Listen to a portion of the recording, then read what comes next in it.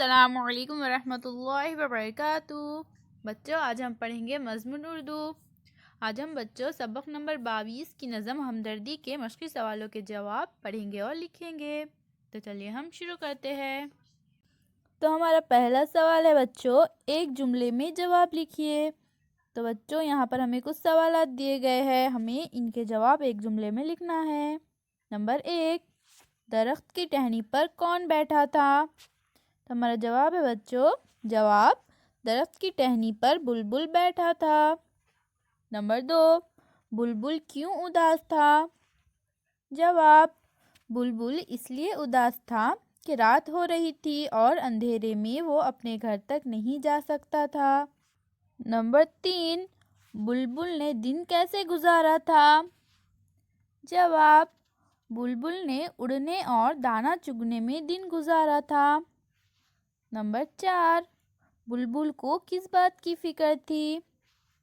جواب، بلبل کو اپنے گھر تک پہنچنے کی فکر تھی۔ نمبر 5، بلبل کی بات کا جواب کس نے دیا؟ جواب، بلبل کی بات کا جواب جگنو نے دیا۔ نمبر 6، جگنو بلبل کی مدد کیسے کرنا چاہتا تھا؟ جواب، جگنو بلبل کی مدد کے لیے جان و دل سے حاضر تھا۔ نمبر 7، اللہ نے جگنو کو کون سی نعمت دی ہے؟ ہمارا جواب ہے بچوں، جواب، اللہ نے جگنو کو چمکدار کیڑا بنایا ہے۔ نمبر 8، دنیا میں کون سے لوگ اچھے ہیں؟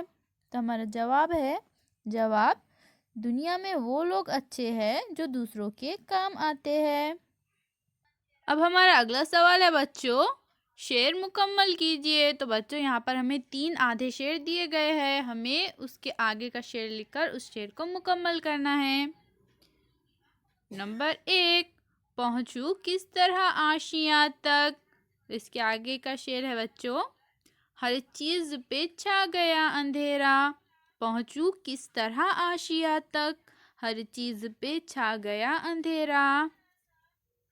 نمبر 2، کیا غم ہے جو رات ہے اندھیری، میں راہ میں روشنی کروں گا۔